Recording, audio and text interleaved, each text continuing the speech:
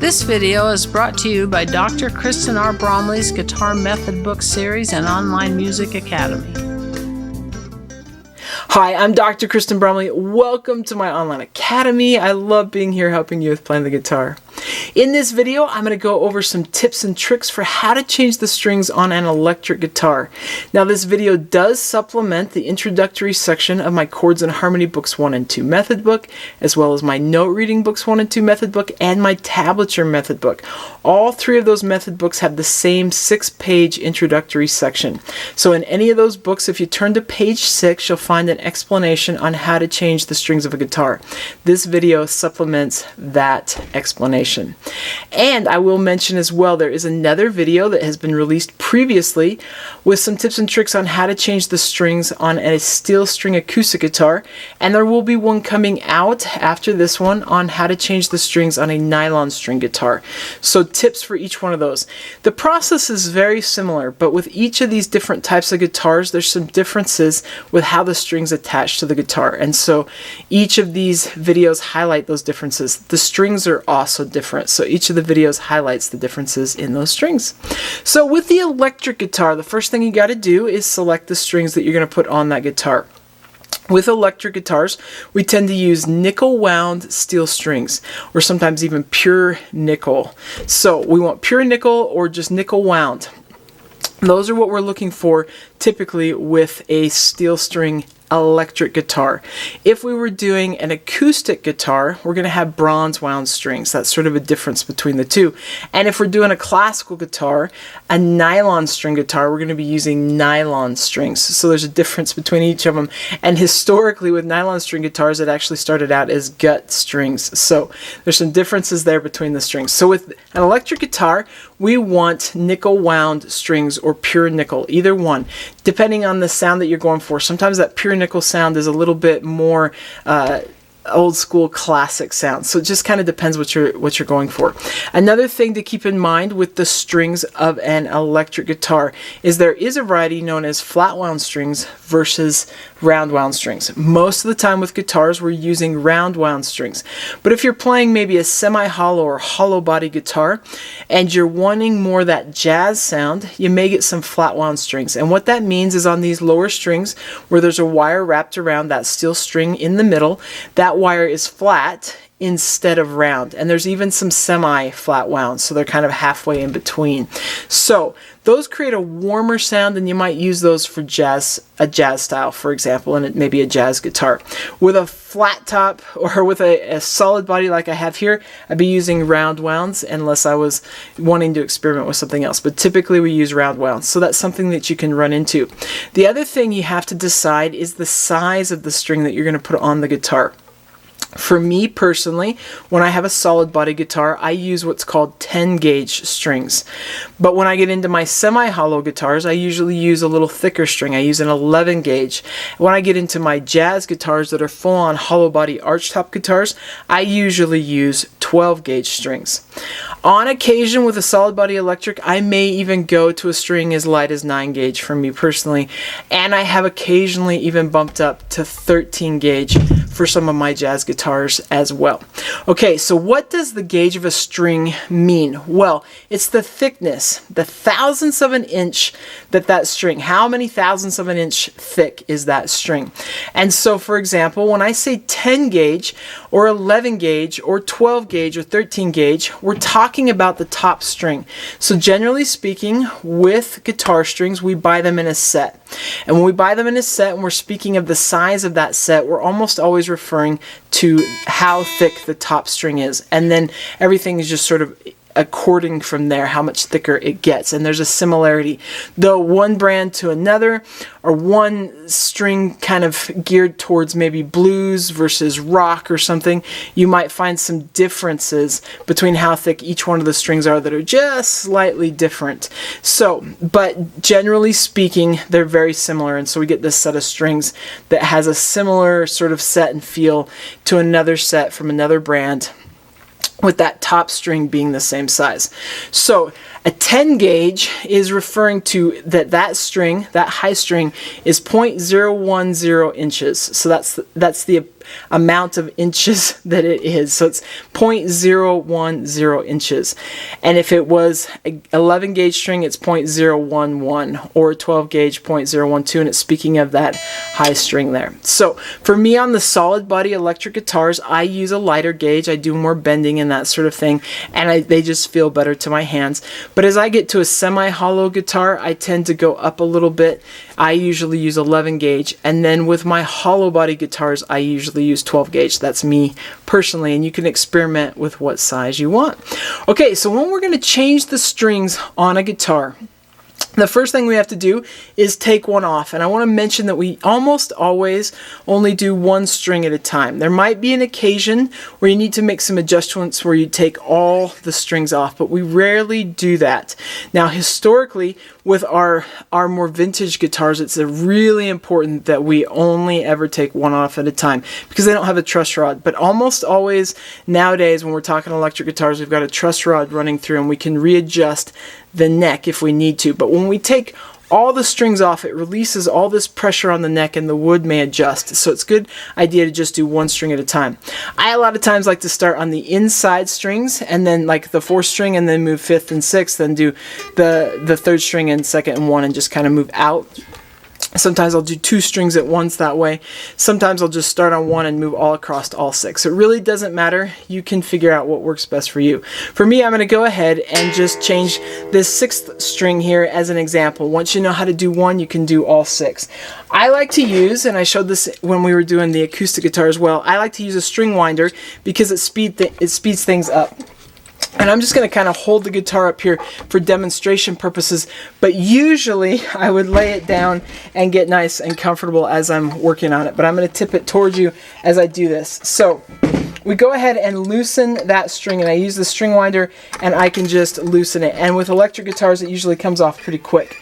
Now with this particular guitar, which is one of the reasons I chose it, it has a locking tuner mechanism, which means that there is a little lock on this string, so it's not going to pull out of the hole. So I'm just going to align it up here, and then what I have to do is loosen that in the back. So if you have a guitar, if you're having a tough time there, you probably have a locking system. So I'm just going to loosen that so that the string will actually pull out.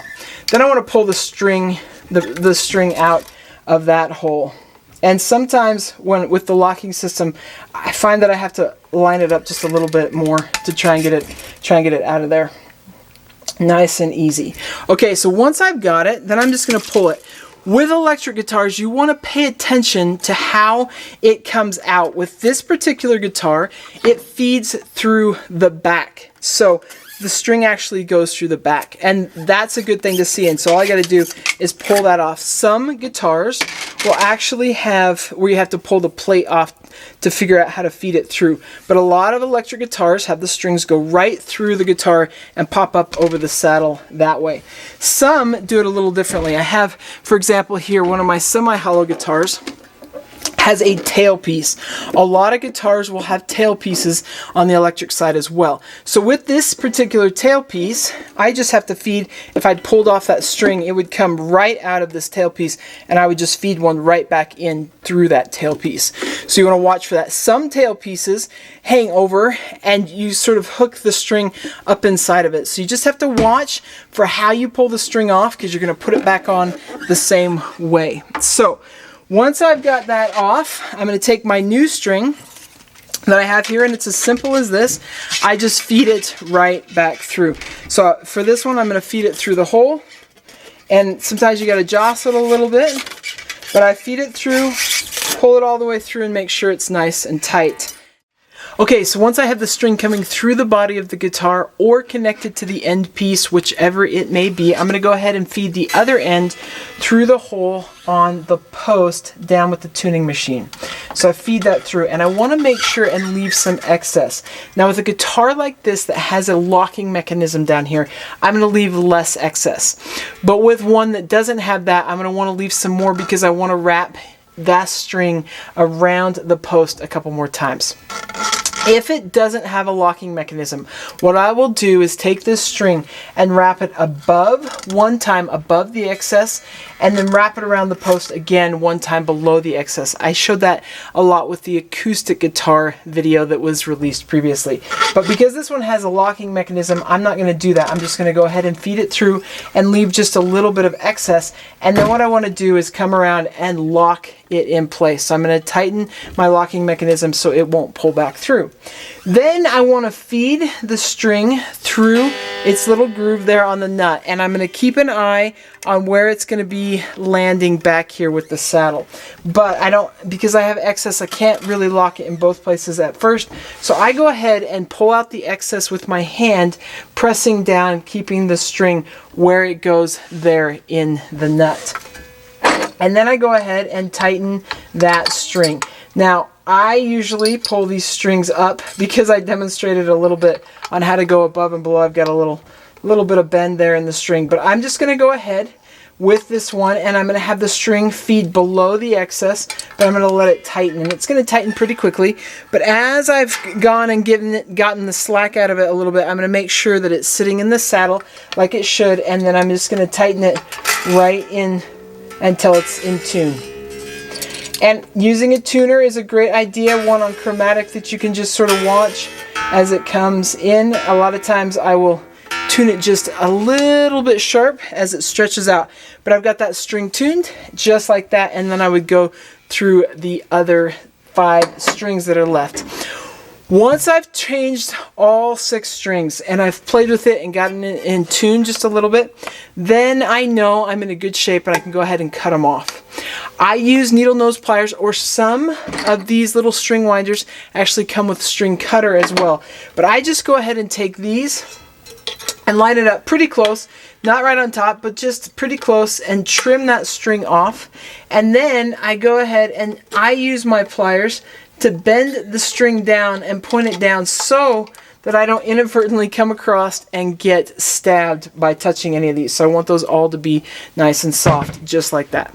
So again, if I didn't have this locking mechanism that locks and holds that string in place, I would have taken this string, the excess, and wrapped it one time around the post above the excess before I wrapped it below the excess that I just cut off, and then let the string, as it wraps around the post, continue to wrap below that. So I would have done that. Because this one doesn't have that, I didn't do that.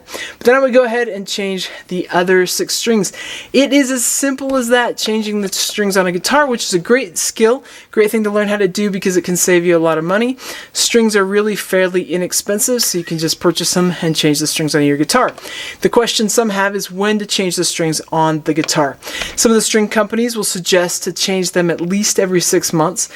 The older a string gets, the more the elasticity goes away, the harder it actually pulls on the guitar to stay in tune.